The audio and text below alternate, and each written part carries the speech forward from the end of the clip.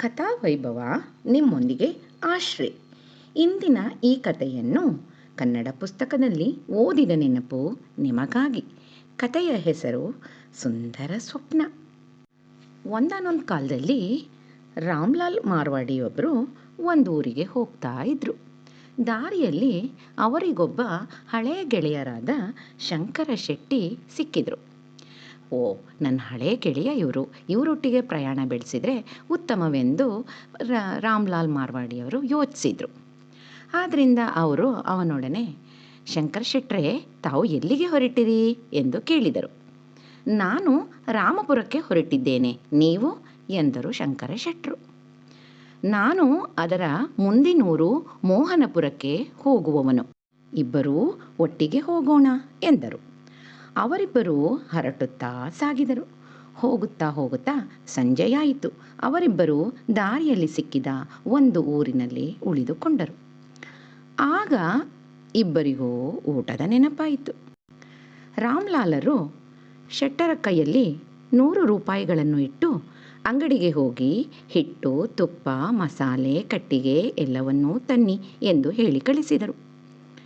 ಶೆಟ್ಟರು ಎಲ್ಲ ಸಾಮಾನುಗಳನ್ನು ತಂದು ರೊಟ್ಟಿ ತಯಾರಿಸಿ ತೊಡಗಿದರು. ಒಟ್ಟು 7 ರೊಟ್ಟಿಗಳಾದವು. ಇಬ್ಬರಿಗೂ ತೀವ್ರ ಹಸಿವೆಯಾಗಿತ್ತು. ಊಟದ ಸಿದ್ಧತೆಯಾದಾಗ ರಾಮ್ಲಾಲ್ರಿಗೆ ತುಂಬ ಸಿಟ್ಟು ಬಂತು. ನನ್ನ ರೂಪಾಯಿಯಿಂದ ಈ ರೊಟ್ಟಿಗಳು ತಯಾರಾಗಿವೆ, ಆದ್ದರಿಂದ ನಾನೇ 4 ರೊಟ್ಟಿ ತಿನ್ನಬೇಕು ಎಂದು ಹೇಳುತ್ತಿದ್ದರು. ನಾನೇ ಇಷ್ಟೆಲ್ಲ ಪ್ರಯತ್ನಪಟ್ಟು ಸಾಮಾನನ್ನು ತಂದು ಕಷ್ಟಪಟ್ಟು ರೊಟ್ಟಿ ತಯಾರಿಸಿದ್ದೀನಿ, ನನ್ನ ಪಾಲಿಗೆ 4 ರೊಟ್ಟಿ ಬರಬೇಕು ಎಂದು ಶೆಟ್ಟರು ಹೇಳುತ್ತಿದ್ದರು. ತುಸು ಹೊತ್ತಿನವರೆಗೂ ಅವರಿಬ್ಬರೂ ಇದೇ ರೀತಿ ಜಗಳವಾಡುತ್ತಾ ಇದ್ದರು. ಹೊಟ್ಟೆ ಹಸಿವು ಹೆಚ್ಚಾಗುತ್ತಿತ್ತು. ಜಗಳವು ಹೀಗೆಯೇ ಕೊನೆಗೊಳ್ಳಲಾರದೆಂದು ಭಾವಿಸಿ ರಾಮ್ಲಾಲರು ಹೇಳಿದರು, ಹೀಗೆಯೇ ನಾವು ತೀರ್ಮಾನಕ್ಕೆ ಬರುವುದು ಕಷ್ಟ. ಈಗ ಈ ರೊಟ್ಟಿಗಳನ್ನೆಲ್ಲ ಇಲ್ಲಿಯೇ ಮುಚ್ಚಿಟ್ಟು ಬಿಡೋಣ. ನಾವಿಬ್ಬರೂ ನಿದ್ದೆ ಹೋಗೋಣ. ಬೆಳಗ್ಗೆ ನಮ್ಮ ಸ್ವಪ್ನದ ವಿಚಾರ ತಿಳಿಸಬೇಕು. ಒಳ್ಳೆ ಕನಸು ಕಂಡವನೇ 4 ರೊಟ್ಟಿಗಳನ್ನು ತಿನ್ನಲಿ ಎಂದರು. ಶೆಟ್ಟರು ಅದಕ್ಕೊಪ್ಪಿದರು. ರೊಟ್ಟಿಗಳನ್ನು ಹಾಗೆಯೇ ಮುಚ್ಚಿಟ್ಟು ಅವರಿಬ್ಬರೂ ಮಲಗಿದರು. ರಾಮ್ಲಾಲರು ಬಹಳ ದಣಿದಿದ್ದರಿಂದ ಮಲಗಿದೊಡನೆಯೇ ಗಾಢ ನಿದ್ದೆಯಲ್ಲಿ ಮಗ್ನರಾದರು. ಶಂಕರ ಶೆಟ್ಟಿಗೆ ಮಾತ್ರ ನಿದ್ದೆ ಬರಲಿಲ್ಲ. ತಾನು 4 ರೊಟ್ಟಿಗಳನ್ನು ಹೇಗೆ ಹೊಡೆಯಬಹುದೆಂಬ ಚಿಂತೆಯಲ್ಲೇ ಅವರು ಮುಳುಗಿದ್ದರು. ಕೊನೆಗೆ ಅವರು ಮನಸ್ಸಿನಲ್ಲಿ ಏನೋ ನಿರ್ಧರಿಸಿ ಎದ್ದು ಕುಳಿತರು ಮತ್ತು ಮಾತಾಡದೆ ರೊಟ್ಟಿಗಳನ್ನು ತಿನ್ನತೊಡಗಿದರು. ಬಹಳ ಹಸಿವೆ ಆಗಿದ್ದರಿಂದ ಅವರು ಒಂದೊಂದಾಗಿ ಎಲ್ಲ ರೊಟ್ಟಿಗಳನ್ನು ತಿಂದು ಮುಗಿಸಿ ಮೊದಲಿನಂತೆಯೇ ಮಲಗಿಬಿಟ್ಟರು. ತುಸು ಹೊತ್ತಿನಲ್ಲಿಯೇ ರಾಮ್ಲಾಲರು ನಿದ್ದೆಯಿಂದ ಎಚ್ಚೆತ್ತರು. ಹಸಿವೆ ತಾಳಲಾರದಾಗಿದ್ದರೂ ಏನೂ ಮಾಡಲಾರದವರಾಗಿ ನೀರು ಕುಡಿದು ಹಾಗೆಯೇ ಮಲಗಿದರು. ಬೆಳಗಾದ ಒಡನೆಯೇ ಅವರು ಬೇಗನೆ ಎದ್ದು ಕುಳಿತರು.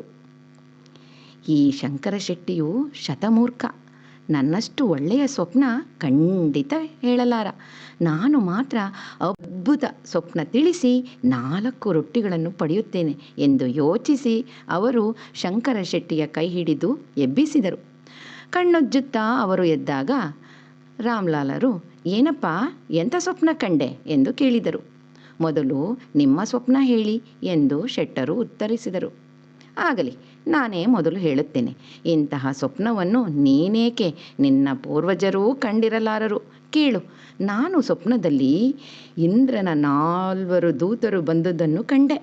ಅವರು ನನ್ನೊಡನೆ, ರಾಮ್ಲಾಲರೇ, ಇಂದ್ರಲೋಕದಲ್ಲಿ ಭಾರೀ ಉತ್ಸವ ಜರುಗುತ್ತಾ ಇದೆ.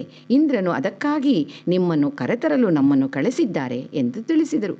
ದೂತರು ತಮ್ಮೊಟ್ಟಿಗೆ ಒಂದು ವಿಮಾನವನ್ನೂ ತಂದಿದ್ದರು. ಅದೇ ವಿಮಾನವನ್ನು ನಾನು ಏರಿ ಅಮರಾವತಿಗೆ ತೆರಳಿದೆನು. ಅಲ್ಲಿಯ ಆನಂದವನ್ನು ಏನೆಂದು ಬಣ್ಣಿಸಲಿ. ಉದ್ಯಾನವನಗಳಲ್ಲಿ ಹೂ ಅರಳಿತ್ತು, ಸುಗಂಧ ಭರಿತ ಗಾಳಿ ಬೀಸುತ್ತಿತ್ತು, ಕೋಗಿಲೆ ಮಧುರವಾಗಿ ಹಾಡುತ್ತಿತ್ತು, ದೇವತೆಗಳು ಸುಂದರ ವಸ್ತ್ರಗಳನ್ನು ಧರಿಸಿ ಅತ್ತಿತ್ತ ತಿರುಗಾಡುತ್ತಿದ್ದರು. ಎಲ್ಲಿ ನೋಡಿದರಲ್ಲಿ ಸಂಭ್ರಮವೇ ಸಂಭ್ರಮ. ತುಸು ಹೊತ್ತಿನಲ್ಲೇ ಇಂದ್ರನು ದರಬಾರಿಗೆ ಬಂದನು. ಬಾಗಿಲಿನಲ್ಲಿ 4 ಕಾವಲುಗಾರರಿದ್ದರು. ಅವರು ನನ್ನನ್ನು ಸ್ವಾಗತಿಸಿದರು. ಎಷ್ಟೋ ಸುಂದರ ಕೊಠಡಿಗಳನ್ನು ದಾಟುತ್ತಾ ದಾಟುತ್ತಾ ಕಟ್ಟ ಕಡೆಗೆ ಸಭಾಮಂಟಪಕ್ಕೆ ತಲುಪಿದೆ. ಸಭೆಯಲ್ಲಿ ದೇವತೆಗಳು ತಮ್ಮ ತಮ್ಮ ಆಸನಗಳಲ್ಲಿ ವಿರಾಜಿಸುತ್ತಿದ್ದರು. ಅಪ್ಸರೆಯರು ನರ್ತಿಸುತ್ತಿದ್ದರು. ഇരുളിಡೀ ನಾನು ನೃತ್ಯವನ್ನು ನೋಡುತ್ತಾ ಕುಳಿತೆ. ಆಹಾ, ಎಂಥ ಸಂಗೀತ, ಎಂಥ ನೃತ್ಯ ಮುಗಿದ ಬಳಿಕ ಇಂದ್ರನ ದೂತರು ನನ್ನನ್ನು ಇಲ್ಲಿಗೆ ಕರೆದು ತಂದು ಬಿಟ್ಟರು. ಇಷ್ಟು ಹೇಳಿ ರಾಮ್ಲಾಲರು ಶಂಕರ ಶೆಟ್ಟಿಯವರೊಡನೆ ನಾನೇನೋ ನನ್ನ ಸ್ವಪ್ನ ವೃತ್ತಾಂತವನ್ನು ತಿಳಿಸಿದೆ. ಈಗ ನಿನ್ನ ಸ್ವಪ್ನವನ್ನು ಹೇಳು ಎಂದರು. ನೀವೇನೋ ಬಹು ಉತ್ತಮ ಸ್ವಪ್ನವನ್ನು ನೋಡಿದಿರಿ. ಆದರೆ ನನ್ನ ಸ್ವಪ್ನ ಮಾತ್ರ ತುಂಬ ಭೀಕರವಾದುದು. ಅದನ್ನು ಎಣಿಸಿದರೆ ನನ್ನ ದೇಹ ಈಗಲೂ ಭಯದಿಂದ ಕಂಪಿಸುತ್ತಿದೆ. ಓಹೋ, ರಾಮ್ಲಾಲರು ಸಂತುಷ್ಟರಾಗಿ ಆಗಲಿ ಹೇಳು ಎಂದರು. ಶಂಕರ ಶೆಟ್ಟರು ಹೇಳತೊಡಗಿದರು. ರಾತ್ರಿ ಬಹು ಹೊತ್ತಿನ ತನಕ ಹಸಿವೆಯಿಂದ ನನಗೆ ನಿದ್ದೆಯೇ ಬರಲಿಲ್ಲ.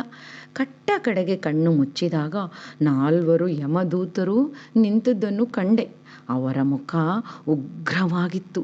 ಕಾಡಿಗೆಯಂತಹ ಕರಿ ಮುಸುಡಿ, ಕೆಂಗಣ್ಣುಗಳು, ಭಯಂಕರ ಉಡುಪು ಇವೆಲ್ಲವನ್ನು ಕಂಡು ನಾನು ಗಡಗಡಗಡ ನಡುಗಿ ಹೋದೆ.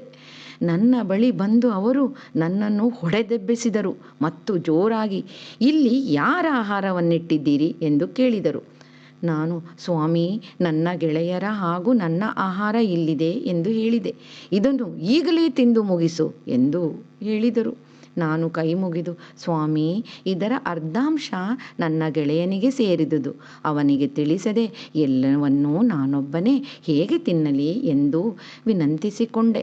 ನನ್ನ ಮಾತು ಕೇಳಿ ಯಮದೂತರು ಕಿಡಿಕಿಡಿಯಾದರು. ಎಲ್ಲವೋ ನರಾಂಧಮ, ಎದ್ದು ತಿನ್ನುತ್ತೀಯೋ ಇಲ್ಲವೋ? ಮಾತಾಡದೆ ತಿಂದರೆ ಸರಿ, ಇಲ್ಲದಿದ್ದರೆ ಪೆಟ್ಟು ಹೊಡೆದು ತಿನ್ನಿಸುತ್ತೇವೆ ಎಂದು ಗದರಿಸಿದರು. ರಾಮ್ಲಾಲರೇ, ನೀವೇ ಹೇಳಿ, ಬೆತ್ತ ಕಂಡರೆ ಭೂತವೂ ಓಡಿ ಹೋಗುತ್ತದೆ. ಆ ಹೆದರಿಕೆಯಿಂದ ನಾನು ಎದ್ದು ತಿನ್ನತೊಡಗಿದೆನು. ಈಗ ಮಾತ್ರ ರಾಮ್ಲಾಲರಿಗೆ ಸಿಟ್ಟು ಬಂತು.